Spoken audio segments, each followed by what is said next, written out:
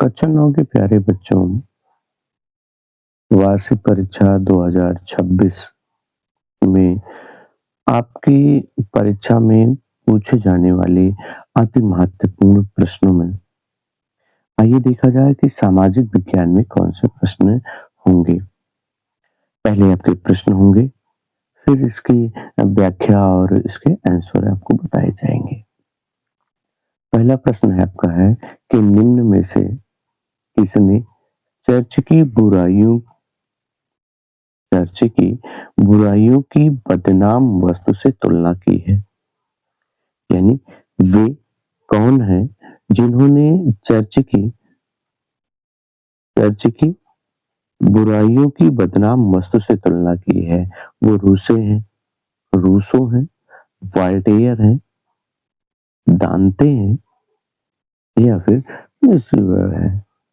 कौन है? दूसरा प्रश्न आपका है, चीन की संसद चीन की प्राचीन संसद का नाम है। क्या नाम है?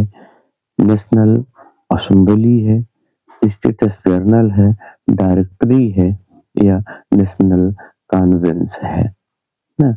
अगला है, खूनी रविवार की घटना कब हुई थी? खूनी रविवार की घटना कहाँ हुई थी ये बतानी है आपको ना। कि वो मास्को में हुई थी, लेनिनग्राड में हुई थी या सेंट पीटर्सबर्ग में हुई थी या ताशकंद में हुई थी। चौथा प्रश्न आपका है कि बोल्शेविक दल का प्रमुख नेता कौन था? लेनिन थे,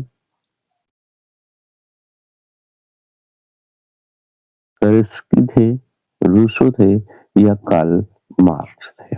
अगला है आपका कि हिटलर हिटलर ने निम्नलिखित में से अंतिम समाधान शब्द का प्रयोग किसके लिए किया था? अंतिम समाधान शब्द का प्रयोग किसके लिए किया था? विकलांगों के लिए, बुजुर्गों के लिए, यहूदियों के लिए या इनमें से कोई नहीं।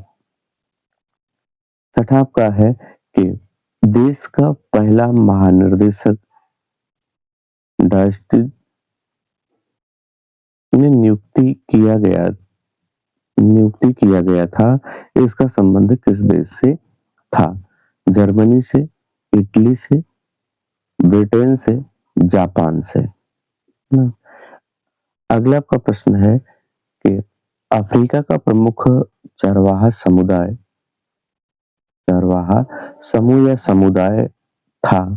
मसाई, रोजर, गिल्फ या सभी। अगला है, लोकतंत्र के प्रकार है। लोकतंत्र का प्रकार कौन सा है? प्रत्यक्ष लोकतंत्र, अप्रत्यक्ष लोकतंत्र, ए और बी दोनों या इनमें से कोई नहीं। नौवां आपका प्रश्न है कि भारतीय संविधान सभा का गठन निम्नलिखित में से किस योजना के अंतर्गत किया गया था? माउंटबेटन प्लान के तहत किया गया था ना, या फिर कैबिनेट मिशन प्लान के अंतर्गत किया गया था, कैबिनेट मिशन के अंतर्गत किया गया था या वेविल प्लान के अंतर्गत किया गया था। आपका 10वां प्रश्न है कि यंग इंडिया पत्रिका निम्नलिखित में से किससे संबंधित है? डॉक्टर भीमराव अंबेडकर से, महात्मा गांधी से, जवाहरलाल नेहरू से या फिर अबुल कलाम आजाद से। किससे संबंधित है यंग इंडिया पत्रिका?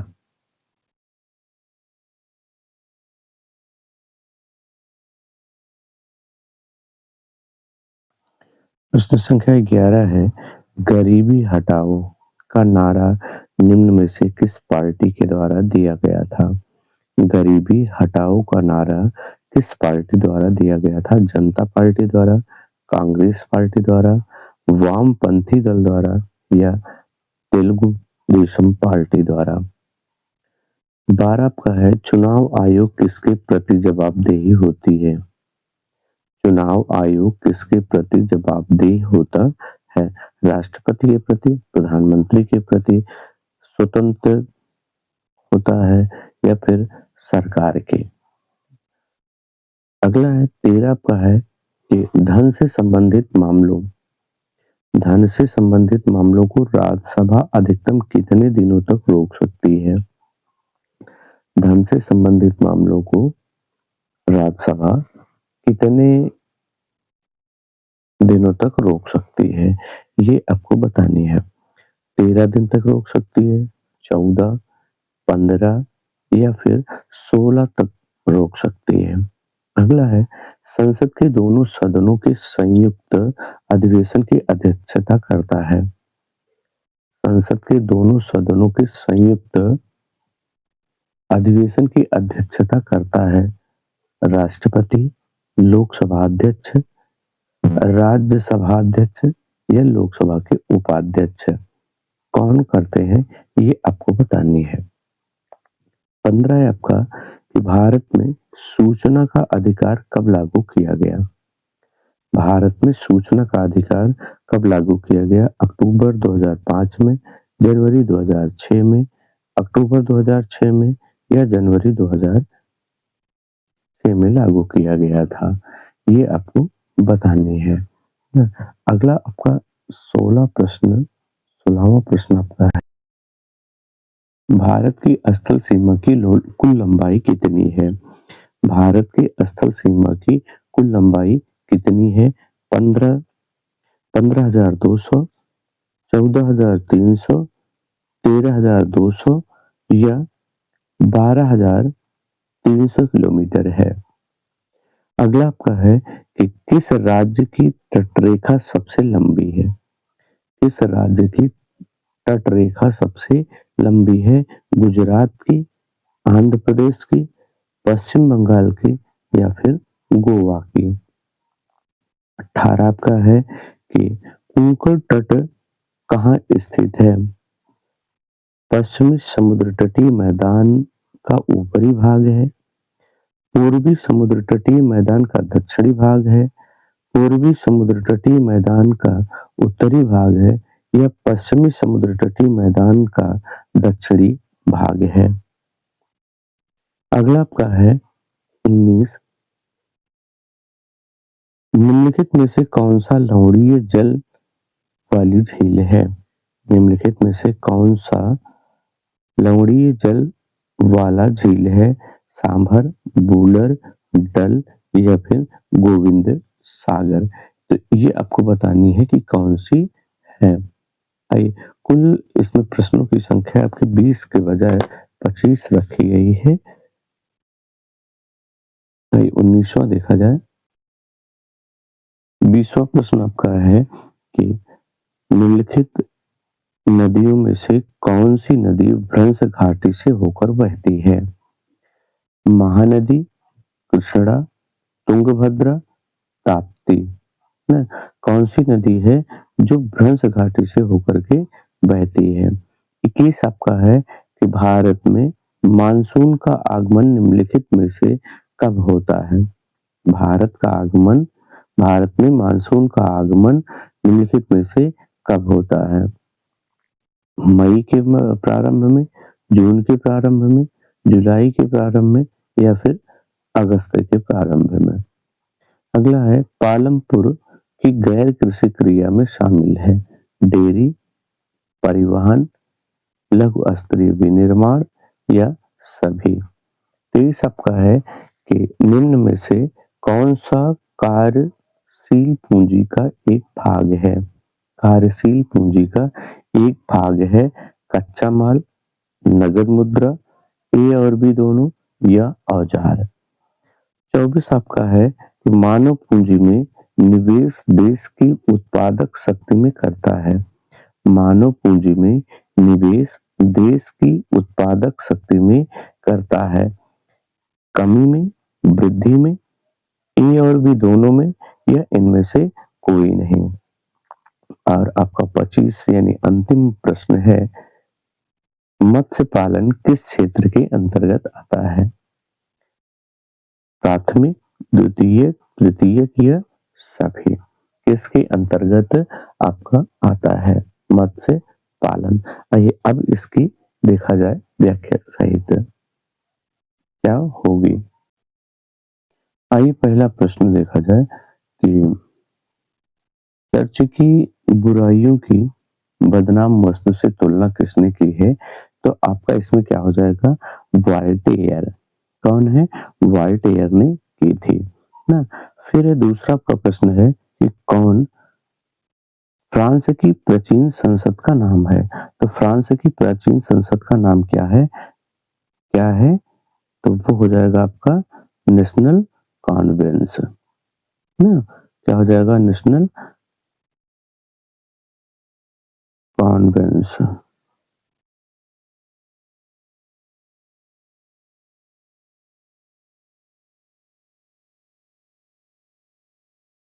नेशनल कॉन्वेंस, नेशनल असेंबली ना, स्टेटस जनरल या डायरेक्टरी। तो क्या हो जाएगा? Status journal. रविवार की घटना कहाँ घटित हुई थी? तो ये आपका हो जाएगा सेंट पीटर्सबर्ग, ताशकंद ना, मास्को। तो यहाँ पर सही हो जाएगा सेंट पीटर्सबर्ग ना। बोल्शेविकों के नेता कौन से हैं? तो ये आपको बतानी है कि बोल्शेविकों के नेता कौन थे। तो चौथे प्रश्न के आंसर में आपको लिखनी है कौन से? लेनिन। कौन से? तो यहाँ पे आपके लेनिन क्या हो जाएंगे? लेनिन आपके सही हो जाएंगे चौथे प्रश्न में ना। चौथे प्रश्न में आपके लेनिन ना, रूसो और ये सब थे। तो यहाँ पे आपके लेनिन सही हो जाएंगे। अगला है कि हिटलर ने निम्नलिखित में से अंतिम समाधान शब्द का प्रयोग किसके लिए किया था? तो किसके लिए अंतिम समाधान किया गया था? तो वो हो जाएगा किसके लिए? यहूदियों के लिए ना। फिर है देश का पहला वन महानिर्देशक किसको नियुक्त किया गया? किस देश से संबंधित था जो पहला महानिर्देशक नियुक्त किया गया? तो ये हो जाएगा आपका जर्मनी का। अफ्रीका का प्रमुख चरवाहा समुदाय। तो अफ्रीका का प्रमुख चरवाहा समुदाय कौन हो जाएगा? तो वो हो जाएंगे मसाई समुदाय ना। के लोकतंत्र के प्रकार हैं। लोकतंत्र का प्रकार कौन सा है? प्रत्यक्ष लोकतंत्र भी, अप्रत्यक्ष लोकतंत्र या ए बी दोनों। तो यहाँ क्या हो जाएगा? ए बी दोनों आपका सही हो जाएगा। अगला है भारतीय संविधान सभा का गठन निम्नलिखित में से किस योजना के अंतर्गत किया गया था? तो किस योजना के अंतर्गत किया गया था संविधान सभा का? तो वो आपका हो जाएगा किसके? कैबिनेट मिशन प्लान के अंतर्गत किया गया था। अगला है यंग इंडिया पत्रिका निम्नलिखित में से किससे संबंधित है? तो यंग इंडिया पत्रिका जो है वो किससे संबंधित है? महात्मा गांधी से। तो यहाँ पे बी आपका सही हो जाएगा महात्मा गांधी ना। यंग इंडिया इन्हीं से संबंधित थी। 11वां आपका क्या होगा? करें गरीबी हटाओ। गरीबी हटाओ ना का नारा किस पार्टी के द्वारा दिया गया था? तो गरीबी हटाओ का नारा कांग्रेस पार्टी के द्वारा दिया गया था। चुनाव आयोग किसके प्रति जवाबदेह होता है? चुनाव आयोग किसके प्रति जवाबदेह होता है? तो ये होता है जवाबदेह होता है। तो ये स्वतंत्र होता है, किसी के प्रति जवाबदेह नहीं होता है। धन से संबंधित मामलों को राज्यसभा की अधिकतम कितने दिनों तक अपने पास रखती है? तो ये रख सकती है सिर्फ 14 दिनों तक। 14 दिनों तक ही अपने पास ये रख सकती है। 14 आपका है कि संसद के दोनों सदनों के संयुक्त अधिवेशन की अध्यक्षता कौन करता है ना। तो चारों विकल्प में से क्या सही हो जाएगा? आपका बी सही हो जाएगा। लोकसभा के अध्यक्ष जो है वो क्या करते हैं? संयुक्त बैठक की अध्यक्षता करते हैं। अगला है कि भारत में सूचना का अधिकार भारत में सूचना का अधिकार कब लागू किया गया ना? 5 में लागू किया गया था, 6 में लागू किया गया था। ठीक है, तो ये कब लागू किया गया था? अक्टूबर 2005 में लागू किया गया था। तो यहाँ आपका विकल्प ए सही हो जाएगा। आइए 16 देखा जाए। प्रश्न संख्या 16 में आपका क्या होगा? ना? और कौन-सा प्रश्न था और उसका क्या सही होगा? 16 आपका है कि भारत की स्थल सीमा की कुल लंबाई कितनी है? 16 में आपका सही हो जाएगा स्थल सीमा की लंबाई कितनी है? 15,200 किलोमीटर यानी आपका विकल्प ए सही हो जाएगा। अगला है किस राज्य की तटरेखा सबसे लंबी है? तो सबसे लंबी तटरेखा किसकी है? गुजरात की, है ना? कोंकण तट कहाँ कहा जाता है? ये कोंकण तट किसको कहा जाता है? तो ये जो पश्चिमी समुद्र तटीय मैदान का उत्तरी भाग है, इसे ए विकल्प आपका सही हो जाएगा। पश्चिमी समुद्र तटीय मैदान का उत्तरी भाग। और आपका 19वाँ प्रश्न है कि निम्नलिखित में से कौन-सी लवणीय जल वाली झील है? यानी कौन-सी जो है जो लवणीय जल वाली झील है? तो यहाँ आपका ए सही हो जाएगा। सांभर झील जो है वो लवणीय जल वाली झील मानी जाती है। आइए 20वाँ प्रश्न देखा जाए और कौन से इसमें आपके आंसर होंगे। इसमें कुल प्रश्नों की संख्या 25 रखी गई है। 20वां का प्रश्न है कि निम्नलिखित नदियों में से कौन-सी नदी भ्रंश घाटी से होकर बहती है? तो इसमें आपको बतानी है, तो इसमें क्या हो जाएगा आपका ताप्ती नदी जो है वो भ्रंश घाटी से होकर के बहती है। अगला है भारत में मानसून का आगमन निम्नलिखित में से कब होता है? यानी भारत में मानसून का आगमन कब होता है? यानी सीधा आपसे पूछा जा रहा है कि ये वर्षा ऋतु के समय को। तो 21 में क्या हो जाएगा? बी आपका सही हो जाएगा जून के प्रारंभ में। अगला 22 आपका है कि पालमपुर गाँव की गैर कृषि क्रिया में सम्मिलित है। यानी पालमपुर की गैर कृषि क्रिया कौन-सी है? तो ये आपको बतानी है। तो यहाँ आपका हो जाएगा, क्या हो जाएगा? पालमपुर में गैर कृषि क्रिया क्या थी? 22 22 में आपका क्या हो जाएगा? डी। डी यहाँ हो जाएगा आपका क्योंकि लघु स्तरीय विनिर्माण लघु स्तरीय मतलब का ये है जो आप घर में निर्मित कर लेते हैं।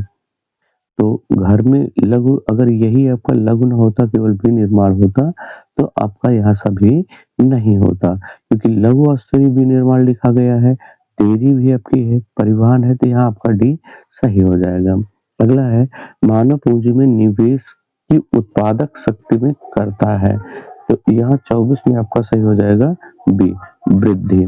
प्राथमिक ना मत्स्य पालन किस क्षेत्र में आता है? तो आपका हो जाएगा यहाँ पर प्राथमिक ए सही हो जाएगा।